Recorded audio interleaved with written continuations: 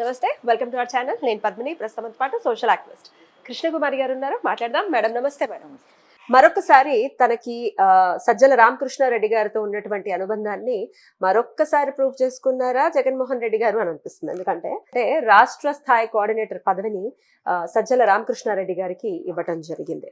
అయితే ఆయన మీద తీవ్ర అసంతృప్తి ఉంది శ్రేణుల్లో, అది అందరికీ తెలిసినటువంటి విషయమే.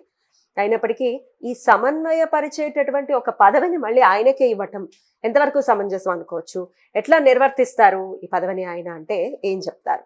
అంటే ప్రాంతీయ సమన్వయకర్తల్ని అలాగే రాష్ట్రం మొత్తానికి సమన్వయకర్తని నియమించాలని జగన్మోహన్ రెడ్డి ఇక ఎలక్షన్స్ అయిపోయినాయి, ఓటమి అయిపోయింది, అన్నీ అయిపోయినాయి. ఇప్పుడు పార్టీని బలోపేతం చేసుకోవాలి అంటే మళ్ళీ 5 సంవత్సరాల్లో వచ్చే ఎన్నికలకి మనం సమాయత్తం కావాలి, సన్నద్ధం కావాలి. ఏ పార్టీ అయినా చేసేది ఇదే, అదేం పెద్ద వింత విచిత్రం కాదు. కాకపోతే మామూలుగా ఏం చేస్తారంటే పోయినసారి ఆయన నాయకత్వం ఉన్న సందర్భంలో పార్టీ ఓడిపోయింది కదా, అలాంటప్పుడు చాలా పార్టీలు ఏం చేస్తాయి అంటే వాళ్ళని పక్కకు తప్పించి వేరే వాళ్ళకి అవకాశం ఇస్తారు. ఇప్పుడు నీకు ఇచ్చాం బాబు, నువ్వెంత దున్నుతావో దున్ను అన్నట్లు అవకాశం ఇస్తారు. ఇది పెద్ద విచిత్రం, ఇది జనరల్గా జరిగేది. అది కానీ ఎప్పుడూ అందరూ చేసేదానికి విరుద్ధంగా ఈయనే సజ్జల గారిని మళ్ళీ కొనసాగించడం అంటే ఏంటి అంటే, ఇప్పుడు షేర్ మార్కెట్లో డబ్బులు పోగొట్టుకునే వాళ్ళు అమ్మాయ బుద్ధి వచ్చింది ఇంతే చాలు, ఈ డబ్బులు పోయినాయి ఇంకొద్దు అని అనుకుని బయటకు వచ్చేసేవాళ్ళు కొంతమంది ఉంటారు. వాళ్ళే ఎక్కువ మంది ఉంటారు, వచ్చేవాళ్ళు కూడా ఉంటారు తెలివైన వాళ్ళు. కానీ కొంతమంది రారు. ఏంటి వాళ్ళ ఉద్దేశం? పోయిన చోటే వెతుక్కోవాలనుకుంటారు, ఇంకా పోగొట్టుకుంటారు. ఇంకా ఓపికగా ఉంటే వస్తాయేమో తెలియదు. ఏదైనా ఇది లాటరీ లాంటిది షేర్ మార్కెట్. రాజకీయాలు కూడా ఇప్పుడు లాటరీ అయిపోయింది. అయితే ఈ పరిస్థితుల్లో ఆయన్ని మళ్ళీ కొనసాగించడం వెనకమాల జగన్మోహన్ రెడ్డి ధీమా ధైర్యం ఏంటి అని అనుకుంటే ఒకటే, ఆయన ఏదైనా నమ్మాడంటే ఇంక నమ్ముతాడంతే. ఇప్పుడు మొన్న అభ్యర్థుల్ని మార్చారు.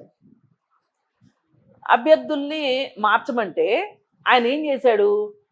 ఇది తెలంగాణ నుంచి నేర్చుకున్న విషయం.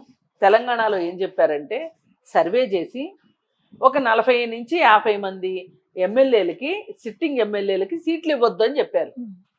సీట్లు ఇవ్వద్దు అంటే కేసీఆర్ ఏమనుకున్నాడు? నన్ను చూసి వేస్తారు ఓట్లు, అభ్యర్థులను చూసి ఎందుకు వేస్తారు ఓట్లు అని చెప్పి ఆయన ఎవరి సీటు వాళ్ళకి సిట్టింగుల్నే ఖాయం చేసేసాడు.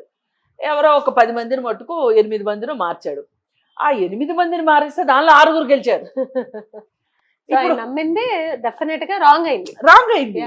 అయితే జగన్మోహన్ రెడ్డి ఎలా తీసుకున్నాడంటే, ఇప్పుడు వార్తలు వచ్చినాయి కదా, ఏమని అభ్యర్థుల్ని మార్చమంటే మార్చలేదు అని వచ్చాయి. అయితే జగన్మోహన్ రెడ్డికి తన మీద కూడా నమ్మకం లేదు. ఇక్కడ కేసీఆర్ తనను నమ్ముకున్నాడు. అందుకని ఏం చేశాడు? ఇంకొక కొత్త దేవుణ్ణి పరిచయం చేద్దామని చెప్పి ఒక కాన్స్టిట్యున్సీలో ఉన్న ఎమ్మెల్యేని ఇంకొక కాన్స్టిట్యున్సీలోకి పంపించాడు. అంటే అదేదో సినిమా కూడా ఉంది, కొత్త దేవుడండి కొంగొత్త దేవుడండి అని చెప్పి వాళ్ళకి ఒక కొత్త మొహం చూపిద్దాం అనుకున్నాడు. అలా కొత్త మొహాలు చూపించేశాడు. దాదాపు 60-70 కాన్స్టిట్యున్సీలకి స్థానభ్రంశం చేశాడు. అంటే అభ్యర్థుల్ని మార్చమంటే ఇదే కాన్స్టిట్యున్సీలో ఇట్లా అసలు సిట్టింగులకి ఇవ్వకూడదు. వాళ్ళ తర్వాత నంబర్ 2 ఎవరున్నారు ఆ కాన్స్టిట్యున్సీలోనే, ఆ కాన్స్టిట్యున్సీ తోటి అనుబంధం ఉన్నవాళ్ళు, దాని స్వభావ స్వరూపాలు తెలిసిన వాళ్ళని పెడతారు జనరల్ గా. అది చేయకుండా ఆయన ఏం చేశాడు? ఇప్పుడు నాకు తెలియదు, ఇప్పుడు కనిగిరి ఎమ్మెల్యే ఉన్నాడు అనుకోండి, ఆయన అదే జిల్లాలో ఇంకొక కాన్స్టిట్యున్సీకి మార్చాడు. అలాగే ఇప్పుడు నెల్లూరు అనిల్ కుమార్ యాదవ్ ఉన్నాడు, ఆయన తీసుకొచ్చి ఇంకో జిల్లాలో పెట్టాడు. అసలు జిల్లాలు మార్చాడు, కొన్ని చోట్లేమో ప్రాంతాలు మార్చాడు. జిల్లాలు మార్చడం అనేది అసలు వర్కౌట్ అవ్వదు. అంటే కొత్త జిల్లాల బోర్డులు వచ్చేసినాయి కదా, అందుకని ఒకే జిల్లా 2-3 ముక్కలైంది. ఇప్పుడు మట్టుకు ముక్కలైన ఫీలింగ్ లేకపోకుండా దగ్గర వాళ్ళే కదా, పక్క కాన్స్టిట్యున్సీలే జిల్లాలుగా మారిపోయినాయి. అందుకని చెప్పి ఇచ్చాడు. ఇస్తే అది వర్కౌట్ అవ్వక ఓడిపోయాడు. అంటే ఒక రకంగా ఆ స్ట్రాటజీ రాంగ్ అయింది.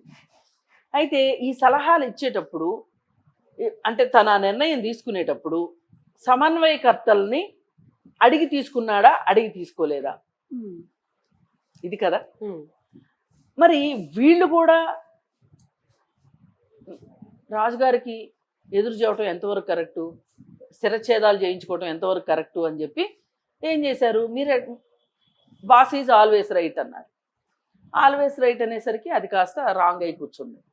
ఇప్పుడు సరే, ఇప్పుడు సజ్జలను కూడా మార్చి కొత్త రక్తం ఎక్కిద్దాము అంటే, అంటే ఒక కొత్త మనిషిని చూపిద్దాము అంటే లేదు. ఎవరున్నారు అసలు? సజ్జలు కాకుండా ఆ స్ట్రేచర్ ఉన్న నాయకుడు వైసీపీ పార్టీలో ఎవరున్నారు? ఎవరు లేరు. పెద్దిరెడ్డి రామచంద్రారెడ్డి తప్పితే ఎవ్వరూ లేరు. అయితే పెద్దిరెడ్డి రామచంద్రారెడ్డి తోటి ప్రాబ్లం ఏంటి అంటే, ఆయన కనిపించిన వాళ్ళతో అలా తగాద పెట్టుకుంటాడు.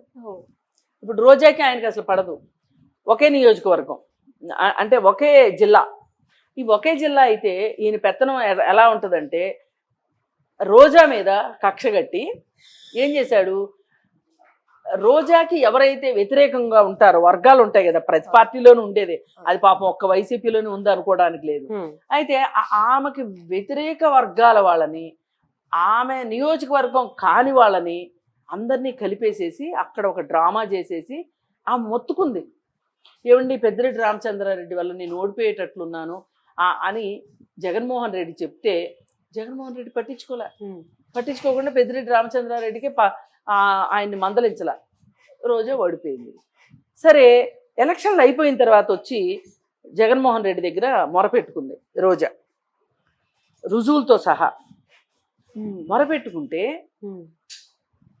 నాకు అక్కడ మాట్లాడాలంటే భయం వేస్తుంది అన్నయ్య, అందుకే నీ దగ్గరకు వచ్చి చెవులో చెప్తున్నాను, నన్ను కొంచెం కడుపులో పెట్టుకోమని అడిగింది. అంటే ఆయనకే ఫోన్ చేసి ఇలా 2-3 నియోజకవర్గాల్లో జరిగినాయి, ఎవరి మీద అయితే వచ్చి కంప్లైంట్లు చేస్తున్నారో వాళ్ళకే ఫోన్ చేసేసి చెప్పేస్తున్నాడు. చెప్పేస్తే వీళ్ళు అక్కడికి వెళ్ళి అక్కడ ఊరుకుంటారా? వాళ్ళు మీసం మెలేసి, ఏంటి మా మీద వెళ్ళి కంప్లైంట్లు చెప్తున్నావంటే, తాడేపల్లి వెళ్ళి నువ్వేం రోజు తాడేపల్లిలో ఉంటావా, మళ్ళీ వచ్చి ఇక్కడే కదా ఉండాలి, ఈ నా జిల్లాలోనే కదా ఉండాలి,